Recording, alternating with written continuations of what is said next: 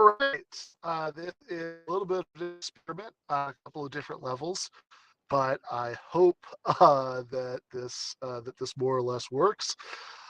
Um, so I just wanted to come on for probably just a few minutes tonight. I'm skipping the brand and the intro music and all that stuff because using StreamYard on my phone is trickier than I thought it would be, maybe.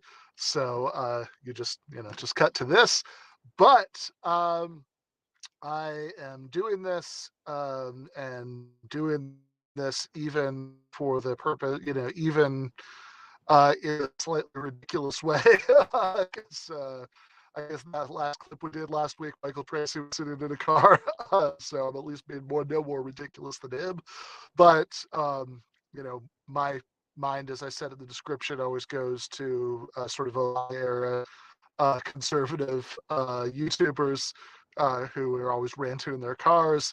But I just wanted to do a quick live stream tonight to talk about one new project in particular that's coming up on Sunday, and in general, some plans for 2023.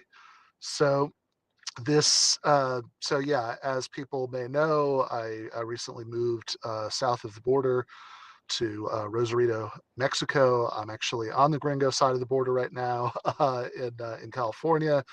I'm getting ready to head back to Mexico pretty soon. But right now, this was the most convenient place to do this, so this is where I'm doing it. Yeah.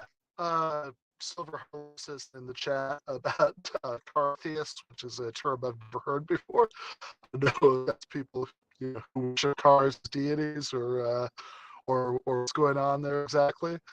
But in any case, what the main thing that I wanted to talk about tonight was the new project that I launched today and is starting for real on Sunday, which is a substack called Philosophy for the People with Ben Burgis. And the announcement post went up this morning at 8 a.m. here on the West Coast, 11 Eastern. And the first real essay is coming up on Sunday, January 1st. And after that, there's going to be an essay every Sunday for the foreseeable future, for as long as the project lasts. And also, I've been thinking about how to kind of integrate what I do here on YouTube. And so I talked to Stefan Bertram-Lee, who is interested in doing this. We might be cross-streaming it with This Is Revolution maybe, but I believe on Sunday afternoons, Sunday afternoons here, so Sunday late afternoons Eastern time, and evening, but not crazily late in the evening where Stefan is in the UK. Then I will be doing a little philosophy chat here every week where we kind of take whatever the essay is that I did that week as the jumping off point. Eesh, okay. See Zach saying in the chat that the stream is choppy. I was a little bit worried about that. I'm not sure what to do about it right now. So I think right now we're just going to have to struggle through and probably end it pretty quickly. But I do want to do at least a little bit of this right now. So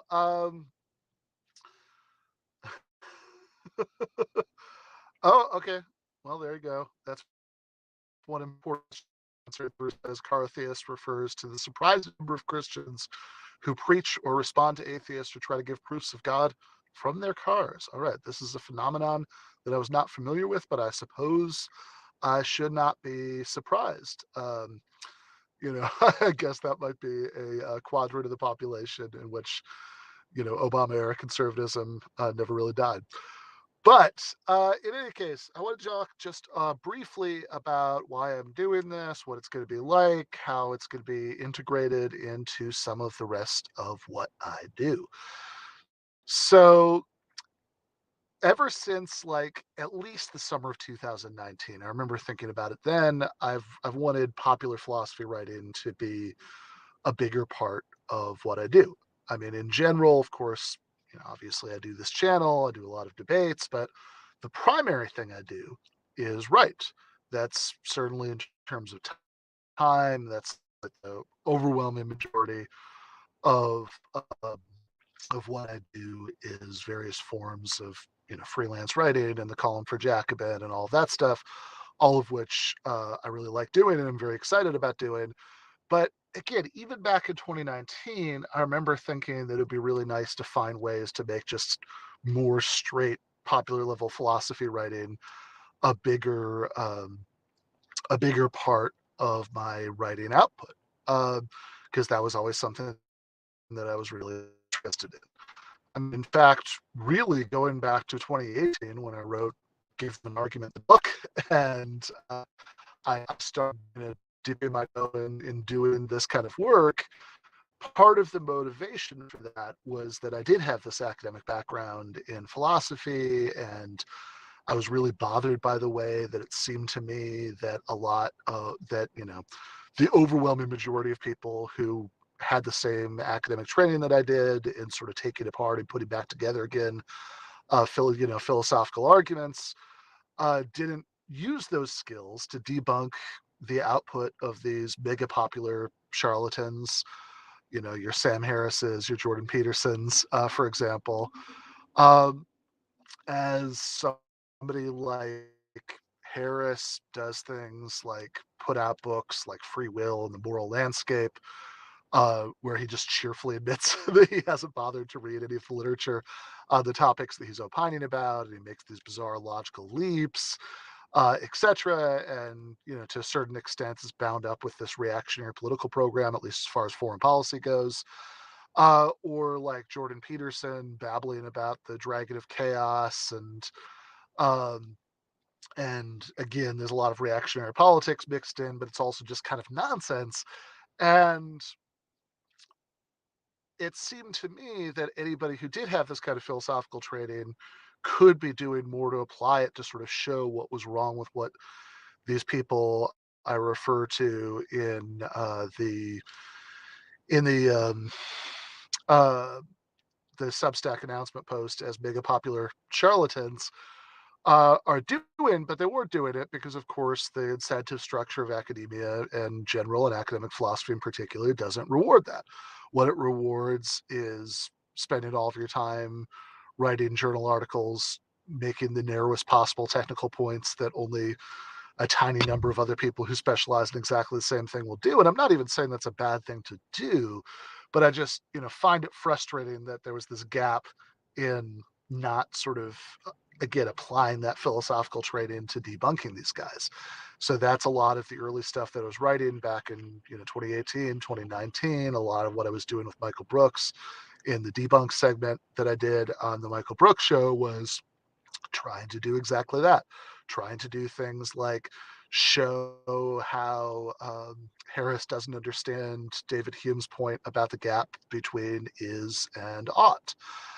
Um, things like showing that Jordan Peterson's arguments about hierarchy, don't make any sense. Um, and that's important work, and I'm glad I could do it, and I'm glad I could do the rest of the kind of political commentary that I do too. But it seems to me that there is uh, another guy that needs to be filled. Bird Wordless says, "Hey, where my hug at?" I'm going to explain that comment in just a minute, but I do want to note it because that's also a reference to something I said in the Substack announcement post. So yeah, oh, and Aaron asks, where can I get a hold of your thesis? So yeah, if you mean my doctoral dissertation, you can find that online. Things like the repository is where that's at, but I wouldn't particularly recommend it. I mean, I wrote that thing I wrote the bulk of it in 2008, 2009, revised it in 2009, and defended in 2010. The sort of core argument for my dissertation about logical paradoxes and why we don't need to reject classical logic to make sense of those paradoxes exists in a much better form now in a book called that actually came out earlier this year called Logic Without Gaps or Gluts. That's from Springer. So if you just Google Logic Without Gaps or Gluts, Ben Burgis, you can find a link to where you can get a hold of that book. It's academic publishing, so it's not cheap, but you can maybe ask your library to order it for you. So okay, yeah. So I said, all right, there's this gap about debunking these people like Sam Harris and Jordan Peterson that I felt like I could offer something with because this kind of philosophical background. Uh, but it seems to me that there's this other gap to be filled too, which is that, and to see what that other gap is, just kind of ask yourself, okay, why is it that so many people are attracted to what people like Harris and Peterson are peddling in the first place? Um, and I should say in clumping them together the way I am, that's a little bit 2019. I think maybe to Harris's credit, he doesn't hang out as much with those guys anymore due to disagreements about issues like vaccines and election denialism. But I still think he has horrifyingly reactionary views about foreign policy and the Palestinians, and just kind of a mediocre Democrat about domestic politics, and also that obviously I find his philosophical output horrifying. Right, so there's a point that I can't find it anymore, but in the chat, Silver Harlow pointed out. Oh yeah, here we go. Harris doesn't just admit to not reading philosophy; he actively discourages it, which is exactly right. So again, why is it that despite the fact that he just openly says in his book, The Moral Landscape, that he's not going to read about, like the literature on metaethics before he does an entire book of running off his mouth about it because it's too boring. uh, and uh, and in his book Free Will, he completely mischaracterizes what compatibilism is and why people believe it, and confuses a lot of really basic things. But nevertheless, these books are crazy bestsellers. Now, some of this is due to Harris's writing skill, but some of it, or some of the reason why people will, you know, line up around the block to buy tickets to go see Jordan Peterson spout barely coherent twaddle about order and dragons and all that stuff, peppered with ostentatiously great books he references to Nietzsche and Dostoevsky, um, is that there is this hunger for non-academic and non-academic context for philosophy content, and somebody's going to fill it. And guys like Harris and Peterson are more than ready to be the ones who do, which alone I think is a reason to do more philosophical writing. Uh, and but it's also not the only one. I also I wrote 89 articles this year. That's 50 for the regular American Jacobin, one in Spanish for Jacobin America Latina. I wrote it in English, but it's translated in Spanish. It's only available in Spanish. 26 for the Daily Beast, 4 for the Nation, 5 for Current Affairs, 2 for Compact, 1 for Sublation. So that's a lot of writing, and I'm happy to do that. I mean, that is the main thing that I want to do with myself is write. Um, I mean, that's why I still adjunct a little bit. I mean, I didn't renew my full-time, teaching gig at Georgia State University back at the end of summer 2021, because I wanted to devote the vast majority of my time and energy to stuff like writing, debates, and podcasting, and all of that. And I've never looked back at that. But doing it sort of mostly on the level of kind of immediate political commentary is a little bit on has been long before I made that decision. Because look, obviously I care about immediate, often sort of news cycle linked political commentary. Like I say in that announcement post, we live in a grotesquely unequal society. Um, and we live in a society where millions of people don't even have health care because we somehow don't even have Medicare for all. Workers control the means of production. We don't even have Medicare for all. Where workers in their houses literally bottles because they're afraid of falling on their quotas, enforcement that election uh, industrial complex that literally the civilization in the near term future. So that's not a question. Uh, all right. And whereas I certainly, I always like to make a distinction between commentary and activism. I certainly think that, union organizers and door to door canvassers.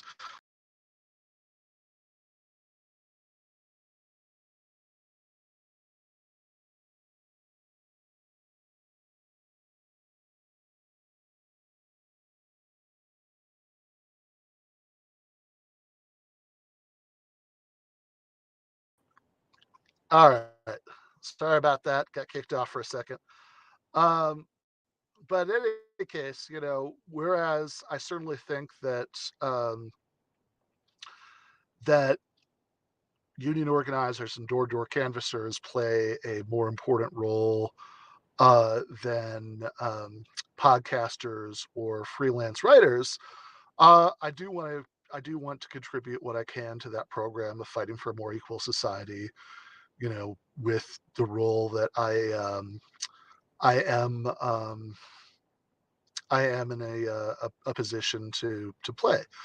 But it's not all I want to do because I also care a lot, about philosophy, and I have stuff I want to say about that, and I want to write about that. I want to write things that don't necessarily have news hooks in them that are, I want to write things that sort of scratch that itch to think about bigger conceptual issues, some of which is about philosophy, of course, because I am very interested in that. Expect a lot of a lot of posts about G.A. Cohen and Marx and Rawls and stuff like that, but a lot of it is not, because I also want to write stuff about the liar paradox and the trolley problem and free will and determinism and the problem of evil and why fine-tuning arguments seem compelling but they don't really work, and et cetera, et cetera, et cetera, because I also love all of that stuff, and it's something that I'm interested in writing about, and it's something I think I could make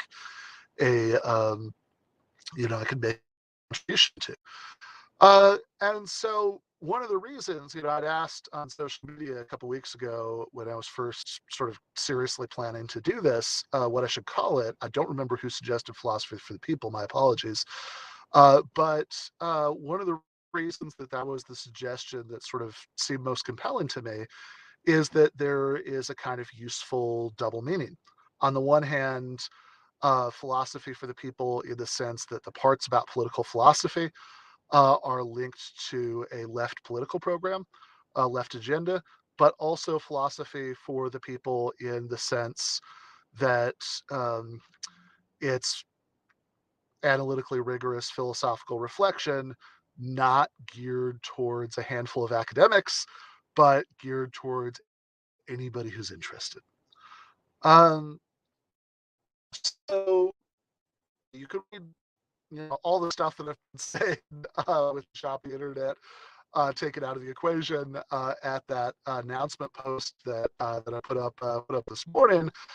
Uh, but basically, the way it's going to work is every Sunday, starting this Sunday, I'm a sucker for the calendar. So starting Sunday, January 1st, 2020, going to be an essay. The first one, which is already written, is going to be probably a little bit longer than most of them are, but figured I'd start out with something big and meaty. It's called Hume and Hell, and it's about David Hume's arguments about suicide and the afterlife, and kind of putting that in Hume's historical context in a way that I think reflects some of my interests in historical materialism and all of that. So I hope people will enjoy that. The second one, which is probably a little bit closer to what people would expect from me, which is coming up on Sunday the 8th, is going to be about the sort of debate between Rawls and G.A. Cohen about distributive justice. But again, also expect stuff about the trolley problem. Also expect stuff about time travel paradoxes. This is kind of the advantage of doing the Substack, that that I can range pretty far and wide here. It is all going to be philosophy in one form or another, whether political or otherwise. Because as far as just regular political commentary, I'm very happy with my existing venues for that. Uh, I'm going to write just as much of that as ever, but this is in addition to, not instead of. So it is probably, this might change as it goes on. I mean, we're obviously just launching now, and so obviously still tinkering with the concept, but roughly the way that this is probably going to work, at least for the moment, at least for the time being, is that if you subscribe for free, you get an email every Sunday with the essay, or you can obviously just click over it and read it on the Substack or on the Substack app. And then after 2 weeks, everything goes behind a very cheap paywall that much less than a single monthly trip to Starbucks for a mocha and a blueberry muffin. Um, $5 a month, or 50 a year. And this brings us to the comment that came up earlier, that I said I kind of explain it when it came up about uh, about giving that kind of support. So obviously, I'm kind of setting myself up for those philosophy for the people. It's not all free to the people. Cue the yet we live in society curious meme. But of course, look, I mean, the vast majority of my income comes from freelance writing and podcasting, and I want this to be a big enough portion of that I can justify spending a ton of my time on it, because this is a project I'm really excited about, and I really want to be able to spend as much time as possible on it. And like I always say, for people who become Patreon supporters of the podcast, same principle. It's not that so the sort of longer access to the essays, and I'm sure as time goes on, we'll come up with a sort of surrounding suite of other supporter benefits. Thinking like forums, maybe some like some Q&A, kind of reader suggested content things, Zoom calls, maybe, I don't know, where we'll figure it out. But all of the, it's not like supporting the Substack if you do choose to do that. And again, if not, I mean, at least for the moment, I mean, you can still read everything. It's just, just don't take too many weeks to read it. But it's not like that's a service that you're buying when you support it, because look, that would be stupid.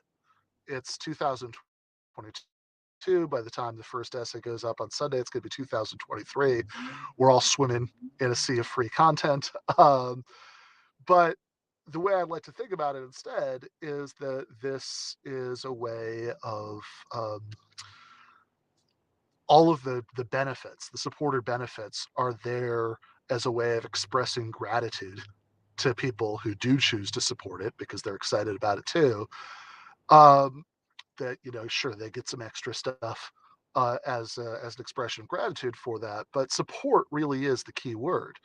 Again, nobody needs this. Nobody's like sitting there, that like they're gonna die if they don't get these benefits. This this is something to do if you are excited about it and you want to support it, and you want it to continue. So that's the way that I'd see it, at least. And I say, there's a that comment earlier was a callback to a joke that I made on the announcement post, where I said that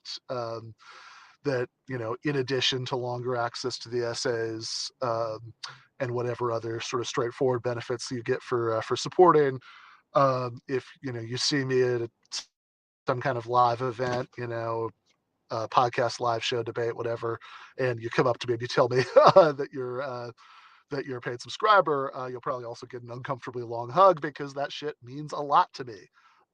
It's seriously meaningful to me. So, want to talk to again about. Yeah, I guess I already covered this earlier, but just to recap, I'll also say that that you get that this is going to be integrated with the YouTube channel because again, I'm going to be doing weekly discussions where we kind of take the subject of that week's essay as our jumping off point with Stefan Bertram-Lee starting on Sunday. I'm not sure exactly. So I teach a class on Capital, Volume 1, from 10 to noon Pacific time, 1 to 3 Eastern on Sundays. So probably we're going to do it at like maybe 1 Pacific time, 4 Eastern on Sundays. Still have to figure that out. I will certainly let you guys know. And I'll certainly let you guys know as that goes on. Um, but yeah, I think that should be really good. Again, we'll see where it goes. We'll see how much interest there is in it. But I'm really excited about it because I really want to be able to spend more of my time, thinking and writing about philosophy in that way. And it's, again, it's something I've wanted to do for a long time. Okay. Yeah, sorry, no equity in the enterprise. Just any more than at any other enterprise. If you as a as a somebody who's supporting it, but you do get my very deep appreciation for whatever that's worth. But in any case, want to talk about a couple other things before we call it a day for today, that are also coming up in the very near future. One is that I had a reference earlier to, if you see me at a live event or something, and so we should probably talk a little bit about the various live events that are coming up. If you go to Western Connecticut State University, I'm going to be there in about a week. I don't know, I'll post on social media when I have more details. I'm not totally clear that's open to the public, or who all that's open to. Uh, but um, but I'm looking forward to doing that.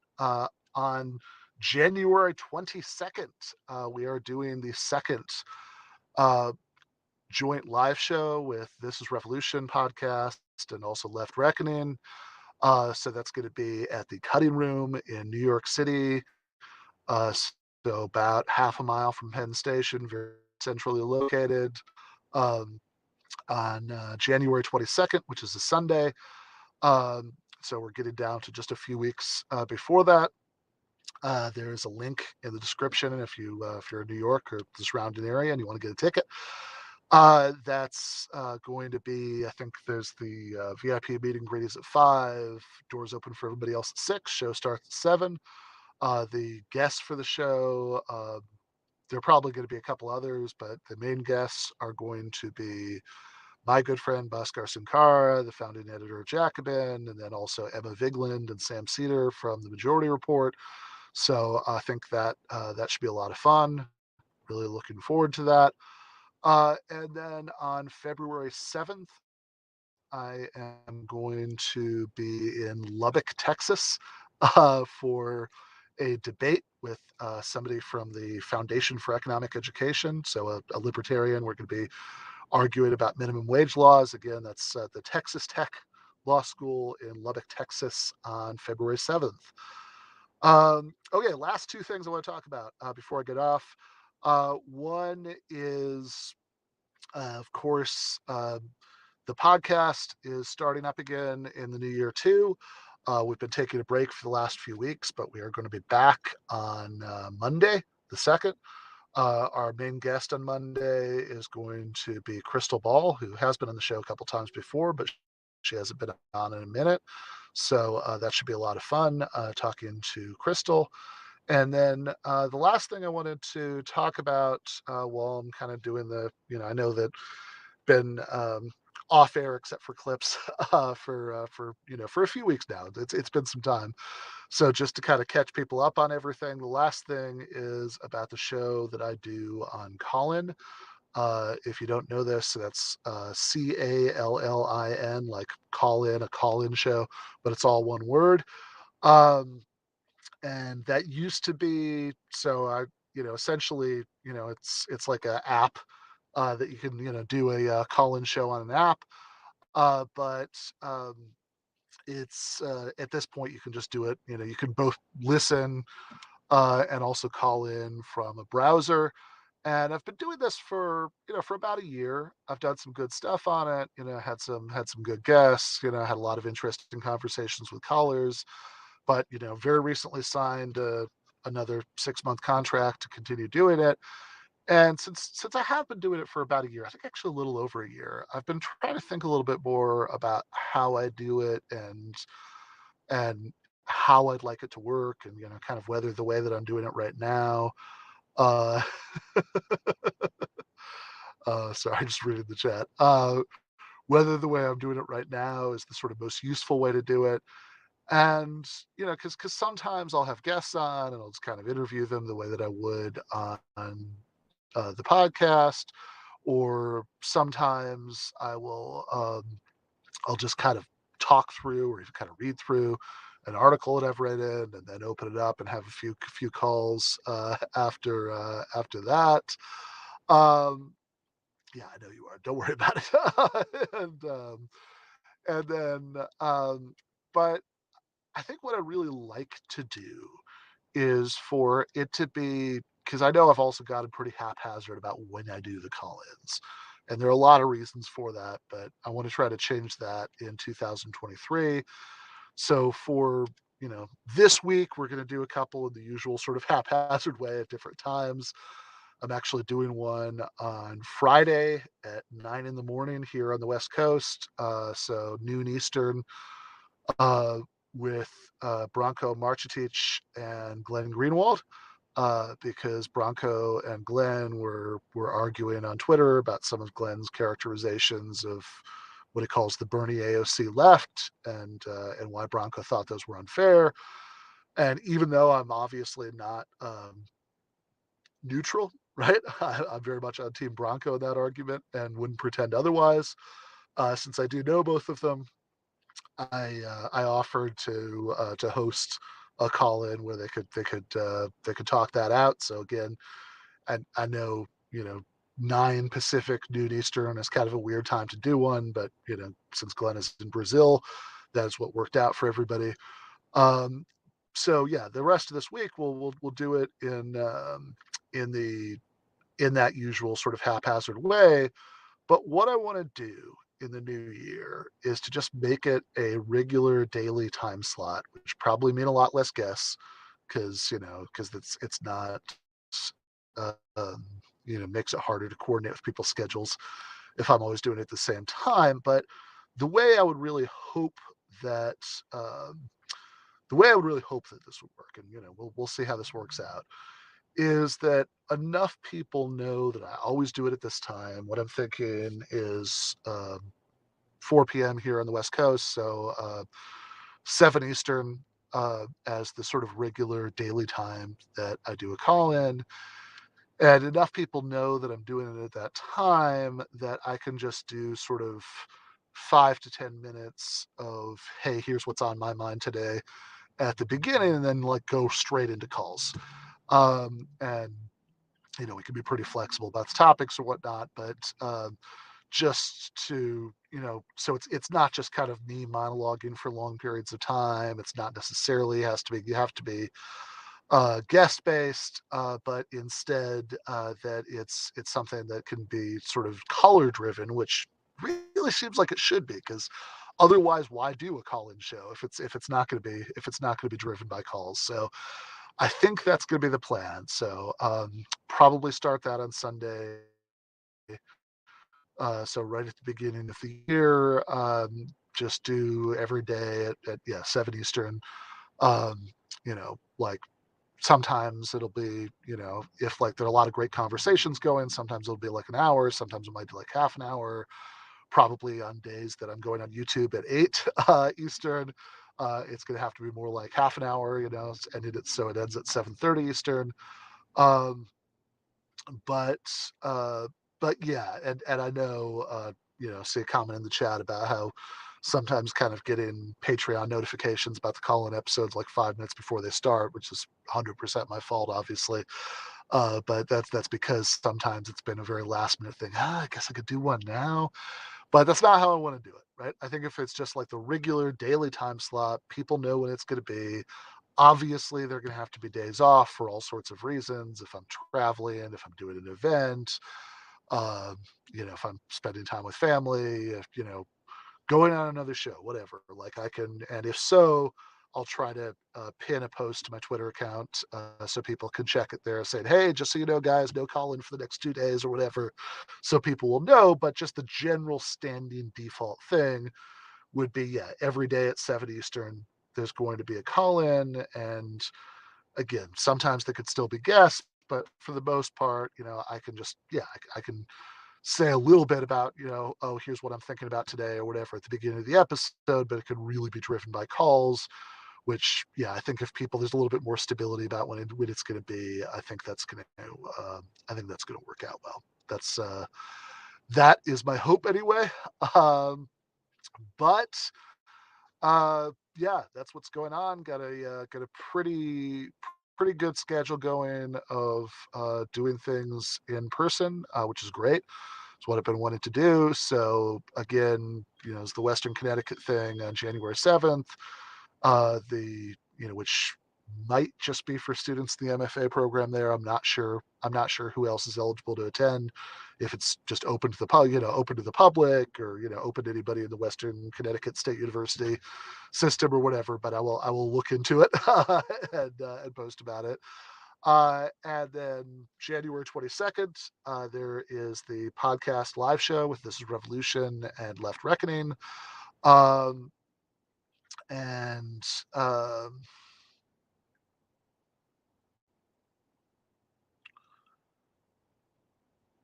Yeah, okay, that's fine. That makes sense. That makes sense, Michael. I was talking about opening the room 5 or 10 minutes before starting. I can certainly before actually, um, yeah, before I actually start talking. That's totally fine. I'm happy to do that. So yeah, that is the plan. Um, and so I think it should be a really good year for all of that stuff.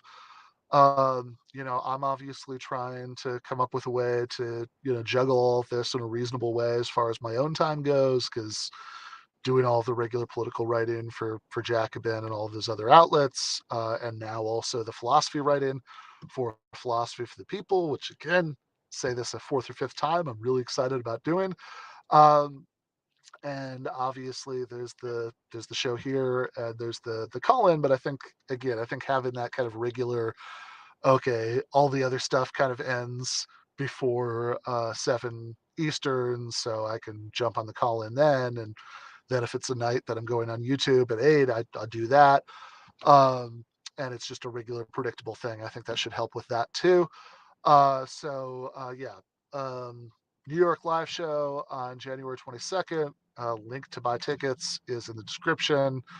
Um, it is kind of funny. I was talking to Jason Miles about this, that every once in a while somebody will be like, "Oh, they're the ticket prices went up, and that's unreasonable or whatever." Man, if you think we get to decide that, or even the venue does, you do not know how this works. Get mad at the monopolist at Ticketmaster for that. They're also getting the biggest cut of that.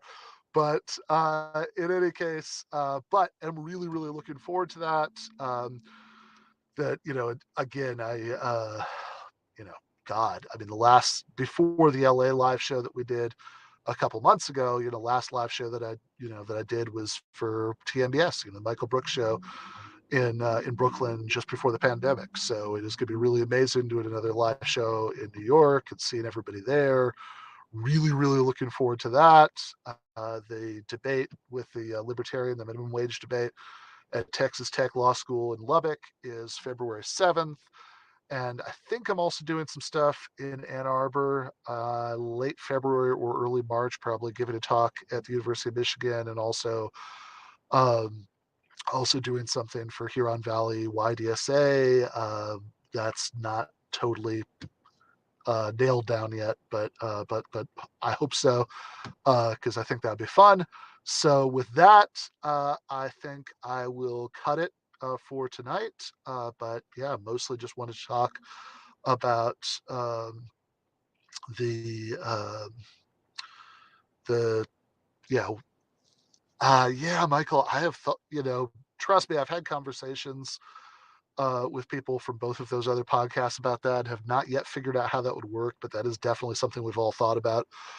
Just talking about sort of finding some way to kind of network together the three podcasts as far as as funding and how it all works, whatever. So I think that's something everybody would, in principle, be interested in, but I don't know that anybody has a great idea about how to just yet. But I appreciate that.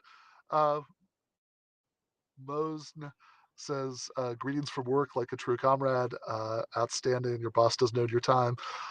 So in any case, really, really excited about the new Substack. Really excited about this in-person stuff coming up. Also excited about getting the call-in sort of on a better footing, doing again the regular daily time slot at 7, and letting it be a little bit more caller driven. So just wanted to share all that with you guys. And between now and Sunday, there'll be a couple of clips, of course, but the next time I'm going to be back on the channel live is on Sunday afternoon, when I am going to be chatting with Stefan Bertram-Lee about the first Substack post. And then on Monday, we are having the season premiere of the new season of GTAA with Crystal Ball. So lots of good stuff coming up. Really looking forward to all of it. Thanks everybody for being part of it all. Left is best.